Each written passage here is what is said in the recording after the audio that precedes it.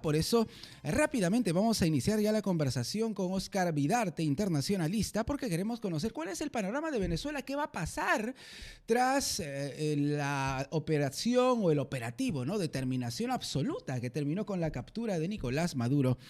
Óscar Vidarte, internacionalista con nosotros. Óscar, bienvenido a RPP. Jorge, buenos días, un placer estar en tu programa. Muchísimas gracias. Bueno, la gran pregunta que nos hacemos todos, ¿qué se viene para Venezuela? Acabamos de escuchar aquí en el programa a Delcy Rodríguez, la vicepresidenta venezolana que ahora va a asumir el poder. Y al contrario de lo que dijo Donald Trump, ella no parece muy encaminada a un proceso de transición, ¿no?, tal como lo había dicho Donald Trump. ¿Qué puede pasar? A ver, en primer lugar yo creo que hay que ser muy cauto y no generar falsas expectativas. El día de ayer en medios mucho se ha hablado de transición, probablemente la palabra que más se ha mencionado, incluso el presidente Gerí habló de una nueva era. Exacto. Y la verdad es que hay que tener mucho más cautos. ¿Por qué? Porque el chavismo sigue en el poder. Sí. Es decir, el hecho de haber extraído, ¿no?, a Nicolás Maduro de Venezuela no ha destruido el régimen chavista. Hay una vicepresidenta que ha tomado funciones y los principales líderes del chavismo están jugando rol que siempre han jugado dentro de Venezuela. Óscar, hay que comprender una cosa, yo lo he comentado hace unos instantes. Hugo Chávez en un primer momento y Nicolás Maduro en otro no han podido mantenerse en el poder solos.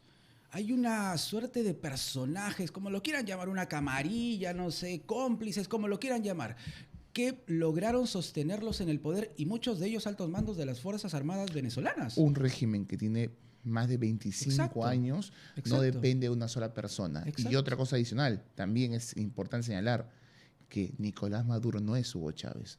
Hugo Chávez tenía un liderazgo y a pesar de toda la estructura que tú mencionas, Hugo Chávez era clave. Yo creo que Maduro no tiene la misma importancia dentro de la estructura, el mismo peso dentro de la estructura chavista.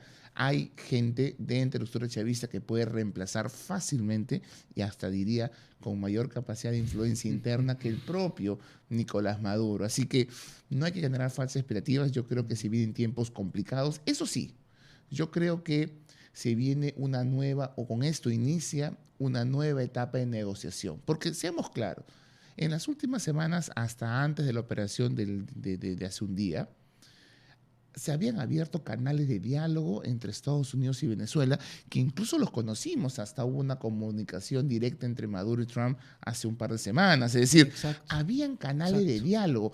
Y Trump, ¿qué hacía? Como siempre hace en toda negociación, lo vemos en Ucrania, lo vemos en Tailandia y Camboya, utiliza la amenaza, el uso de la fuerza o amenazas económicas contra el país con el cual está negociando. En este caso, pues, obviamente le puso toda la armada en el Caribe, comenzó a atacar, pues, lanchas, es decir, estaba claramente negociando sobre la base de la amenaza contra Venezuela. Y después de 3 semanas, eso no le dio resultados. Así que ahora entramos a una nueva etapa de negociación. Yo estoy convencido de que no es falso lo que dijo Trump acerca de los canales de comunicación que se están creando con la nueva presidenta de Venezuela.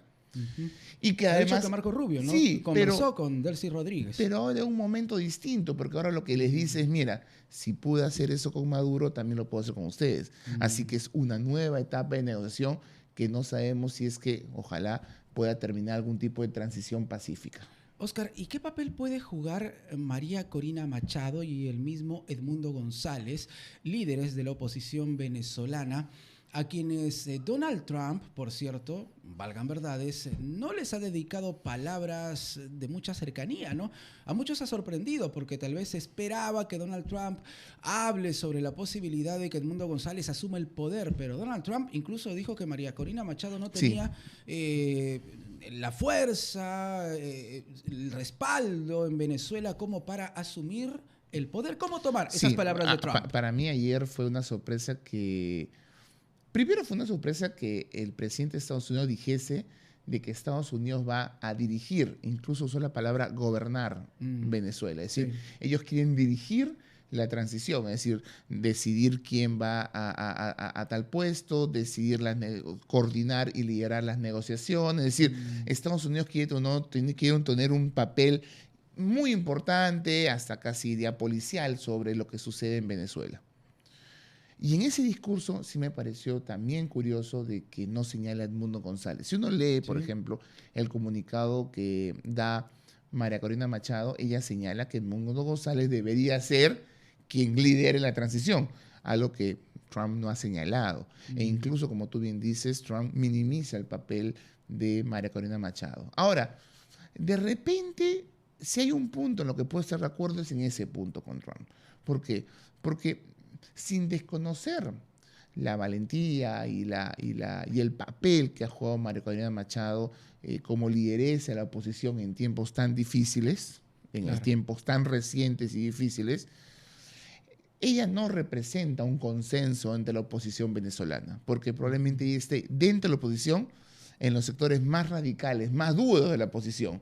Es decir, a lo largo de los últimos 20 años en la oposición venezolana han habido actores moderados que han sido prácticamente cuestionados y debilitados por el gobierno, y además, como Oscar, Capriles, como López. Ella ha representado siempre los sectores más duros de la oposición venezolana. Y probablemente su papel dentro del contexto de los últimos meses es importante. Pero en este nuevo contexto, donde más bien hay que lograr consensos, no sé si su papel sea el más importante. Y además, lo que se ha observado de la oposición venezolana, y eso es algo que siempre se ha criticado, es que nunca pudo presentar una propuesta cohesionada que permita darle a Venezuela una salida, ¿no? En pocas palabras, y claro, más allá de que algunos estén de acuerdo o no, ha tenido que venir Estados Unidos con su ejército para sacar a Maduro, cosa que no pudo hacer la oposición venezolana. Esa es la verdad. La oposición venezolana es un cúmulo de grupos de distintas tendencias, pero que se agrupan en torno a la lucha contra el autoritarismo del régimen Maduro. Y eso siempre lo hemos sabido. También sabemos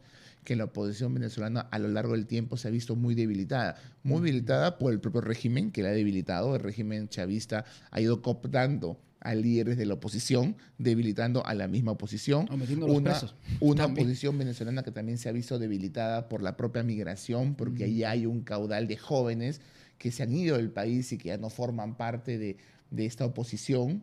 También es cierto que esta oposición se vio debilitada por marchas que no tuvieron ningún tipo de consecuencia. Recordemos hace un par de años, recuerdo el año 2016, 2017, 3 meses Venezuela paralizada, digamos, con marchas promovidas por la oposición que no lograron traer abajo al régimen, ¿no? Más bien, yo esperaría, luego de estos días de tensa calma en Venezuela, que la oposición y desde la sociedad civil también salga una respuesta, porque los cambios de afuera tienen que ser básicamente correspondidos con manifestaciones internas de crítica al gobierno, ¿no? Porque finalmente lo que esperamos todos, a pesar de lo que ha dicho Donald Trump, es que la transición lo dirijan las y los venezolanos y venezolanas, digamos, que hasta el momento no parece que estén jugando un papel fundamental.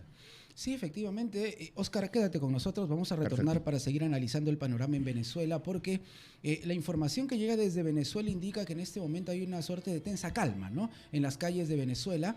Hace unos instantes veíamos en la plataforma de televisión de YouTube de RPP la figura de Nicolás Maduro y desde ya te planteé una pregunta. ¿Qué puede pasar con Nicolás Maduro, acusado de delitos bastante graves, uno de ellos narcoterrorismo? ¿Cuál puede ser el futuro, seguramente en prisión, de Nicolás Maduro?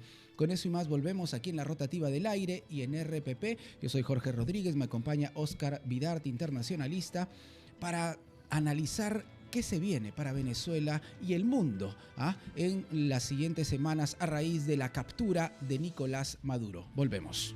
Gracias por estar con nosotros.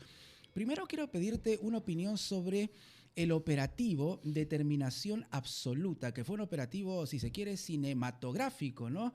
Propio más de las películas de Jason Bourne que de la realidad, pero efectivamente todo parece haber sido tan bien planificado que se logró el objetivo de sustraer o de extraer, ¿no?, a Nicolás Maduro y enviarlo a una cárcel de los Estados Unidos. Bueno, ciudadano y ciudadana de este país, ¿no? Es decir, la capacidad tenga el respaldo, la protección y la activación de todas las fuerzas de la sociedad. De esta operación Independencia 200. Muy debilitadas. Es un país que tiene una estructura donde los militares juegan un papel fundamental y que ese país haya recibido un golpe de manera tan fácil. Es más, ni siquiera sabemos oficialmente cuántas personas han muerto en el operativo. El New York Times habla de 40 venezolanos fallecidos. Y la verdad es que uno dice, ¿cómo fue posible que esto suceda de manera tan sencilla? Y justamente eso genera todas las especulaciones de las cuales se ven en redes y en algunos medios de comunicación. Especulaciones que dicen que Maduro habría negociado esto con Trump, o que el mismo régimen del Delcy Rodríguez y Diosdado Cabello dieron la cabeza de Maduro a Trump para tranquilizar un poco la situación. Especulaciones que yo no puedo confirmar, pero que se generan justamente a partir de las facilidades que hemos visto en esta operación, ¿no? Y que cuando uno la compara con otras operaciones dice, ¿cómo fue posible? Retrocedamos al año 89, cuando Estados Unidos atrapó a Noriega. Estados Unidos utilizó en Panamá 20.000 hombres aproximadamente, además considerando que ellos tenían bases militares en el canal, y no atraparon a Noriega. Noriega se terminó escondiendo en la Nunciatura, en Ciudad de Panamá, en la capital de Panamá, y ahí lo atraparon. Así que uno dice, ¿cómo fue posible que esto se pueda haber dado en tan poco tiempo? Uno dirán, fue sorpresa. Realmente fue una sorpresa cuando no, porque ya Estados Unidos estaba en el Mar Caribe, ¿no? Más, frente a las costas de Venezuela. Ya el mismo Trump había dicho que iba a priorizar las operaciones quirúrgicas y le había dicho a la CIA que comience a preparar operaciones quirúrgicas. Y la extracción es justamente una operación quirúrgica. Así que a mí todo esto me parece increíble. Sí, definitivamente. Bueno, Donald Trump en este momento se ha convertido en una suerte de sheriff del mundo, ¿no? Porque ha dicho que, claro, en Cuba también vemos un problema, en México la presidenta no está mandando, cuidado Colombia, ha dicho, ¿no? Entonces, la política exterior de Donald Trump, ¿cómo la podemos entender? Él parece el presidente ya del mundo y no solo de Estados Unidos. Mira, yo tengo la impresión de que estamos regresando a los peores años del colorario Roosevelt, es decir, inicios del siglo XX. El coronel Roosevelt, lo que se asoció a la política del gran garrote de Teddy Roosevelt con América Latina, fue muy clara. Se construyó sobre la base del uso de la amenaza en cualquier espacio de negociación, sobre la base de la hegemonía de Estados Unidos sobre cualquier otra potencia extracontinental, sobre la base de las intervenciones militares para satisfacer sus intereses. Cuando uno está viendo lo que sucede hoy, es exactamente lo mismo. Y esto se asocia mucho a lo que está detrás de Trump.